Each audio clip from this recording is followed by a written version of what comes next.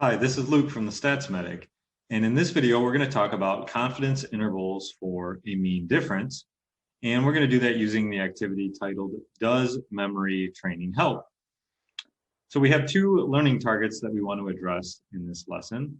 The first of which is to analyze the distribution of differences in a paired data set using graphs and summary statistics. And then the second learning target is to construct and interpret a confidence interval for mean difference. And of course, that last one we are going to do using the four-step process. So let's take a look at the activity. It says, does memory training help? You will be given a list of words. You'll be given 3 minutes to memorize as many as possible by just rereading the words. You will record as many words as you can remember. You will then be given another list of words to memorize for 3 minutes using a memorization strategy. You will record as many words as you can remember. Okay, so you are going to start out by using strategy number 1. So let me give you the details of strategy number 1. Okay, remember, your goal is to remember as many words as possible from the list of words that I'm going to provide you in just a minute. You'll be given exactly 3 minutes to study the words before you're tested. You must study for the whole 3 minutes. You must study using the following strategies. Do not use your own strategies for studying. So here are the strategies. Read through all the words slowly, reading across each row. Reread through all the words slowly, reading across each row. Repeat this process for the whole 3 minutes. So in just a second, I'm going to put on the screen a list of words, and you will use this rereading strategy for 3 minutes. At the end of 3 minutes, we'll come back and I will have you record as many of the words that you can remember. So let's go ahead and get started now.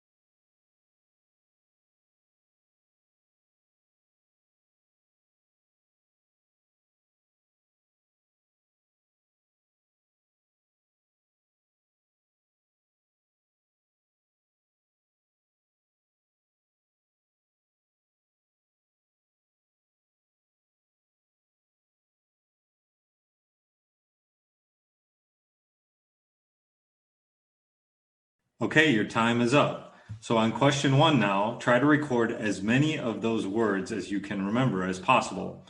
So go ahead and pause the video now and record as many words as you can remember. Next, we are going to try a new strategy for memorizing the words with the same goal of remembering as many words as possible.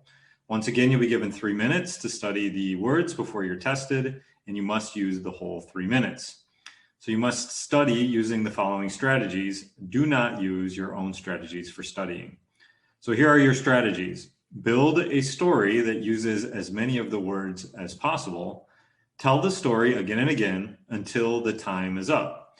Quiz yourself to see how many words you can remember about halfway through.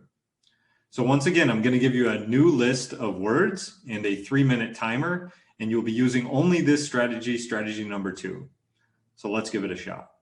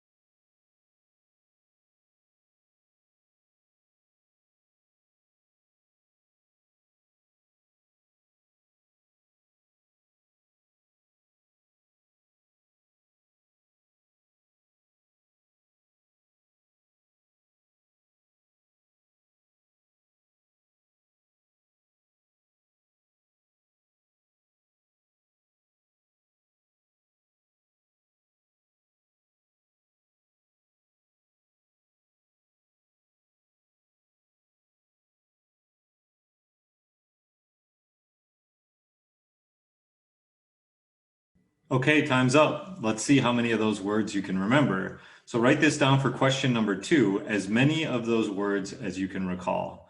So go ahead and pause the video now while you write down your words.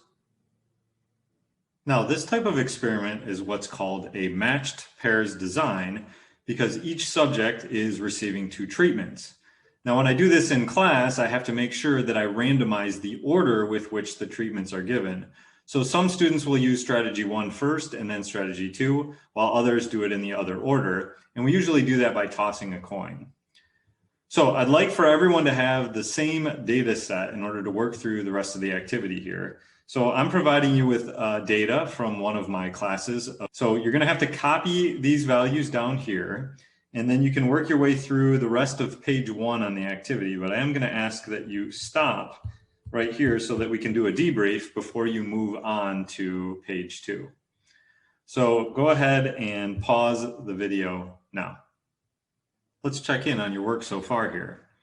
For number 4, we had to make a dot plot, and very important here that this is the differences only.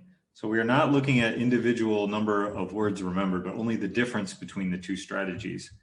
And so very important to recognize here in the dot plot is the value of 0 means that there was no difference at all between the two strategies. And then you could end up with positive values or negative values. So all these values here to the right that are positive, those were ones where strategy 2 was better. And in order to end up with a negative value here over on the left, that means that strategy 1 was better.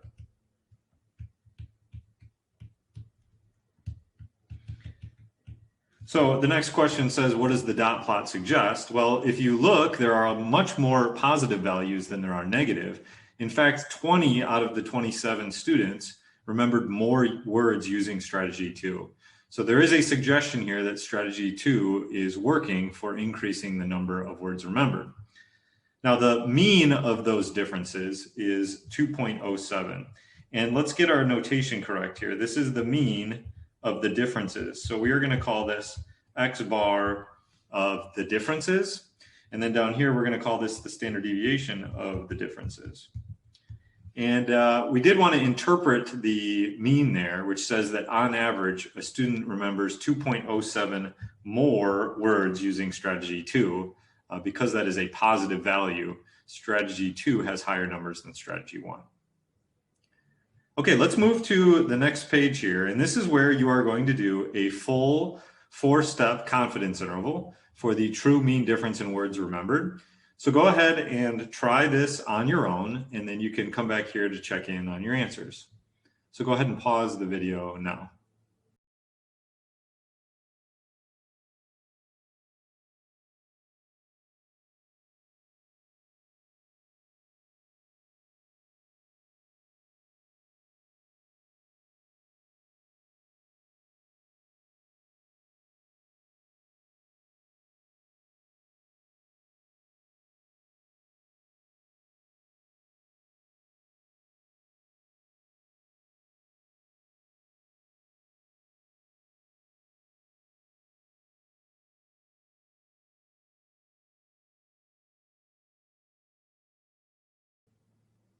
Let's see how you did on this confidence interval here.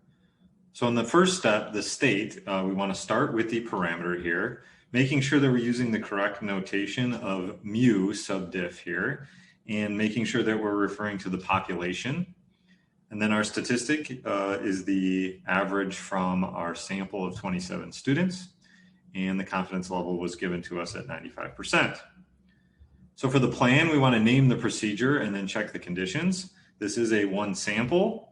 It is T because we are dealing with a mean rather than a proportion. We're looking for an interval for mu sub diff. Now, when we check our conditions here, the first one is the random condition. We don't have a random sample here, but we do have a random assignment of treatments here because the order of treatments would be randomized. And so let's be careful when we write our so what here. The so what is not about generalizing to a larger population because we don't have a random sample here, but the random assignment is needed in order to show causation.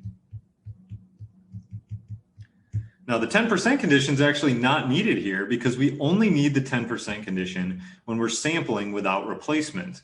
And this was not a random sample here. This is an experiment. So we don't need to check the 10% condition. Now for the normal large counts condition, we didn't quite reach the magic number of 30. So we would have to look at the dot plot of the differences, which we made on the previous page and showed no strong skew or outliers. Now remember what the so what is here. The so what is the sampling distribution. And in this case, it's going to be the sampling distribution of X bar sub diff is approximately normal.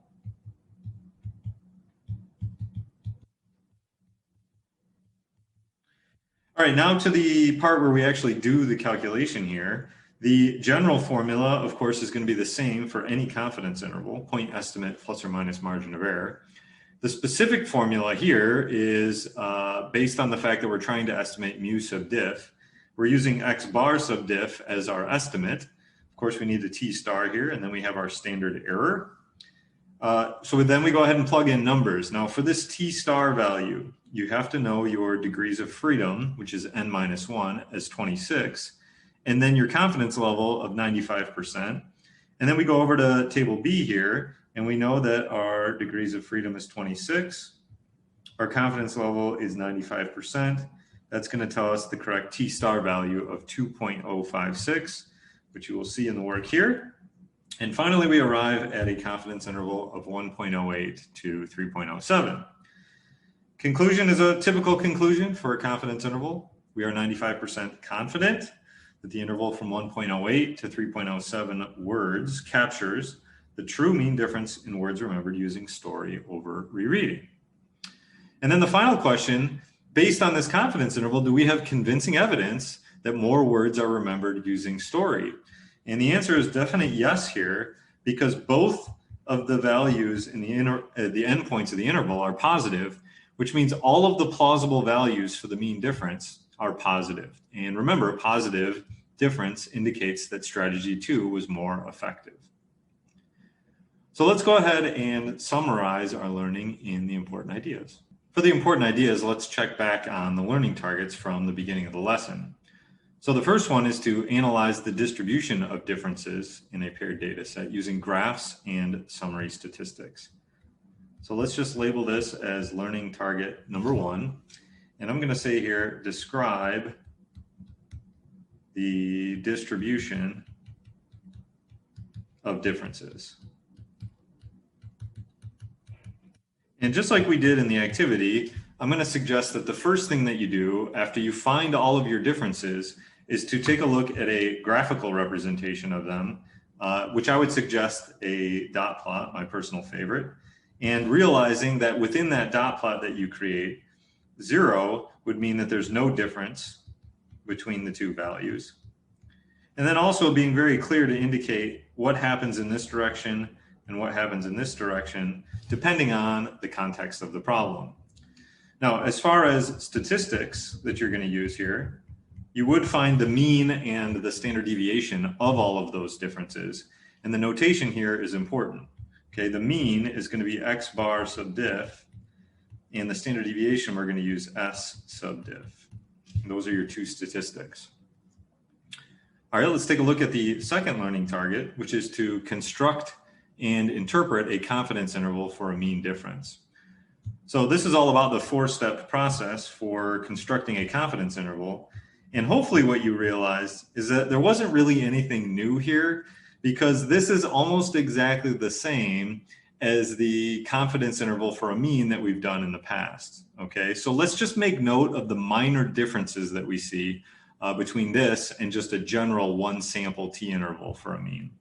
Okay, so here's the differences. First of all, when you are naming the procedure, it is still one sample, it is still t, it is still an interval, and it is still trying to estimate mu. But the very minor difference here is that mu, we are now going to write as the mean of the differences. Now, the other, of course, small change, and this is really just about notation, is that for the specific formula, we're going to use x bar sub diff instead of just x bar, and then plus or minus t star, and then instead of just s, we're going to use s sub diff over the square root of n. So those are the only minor changes that you see from this interval and the one that we did previous, which was just the one sample t interval for mu.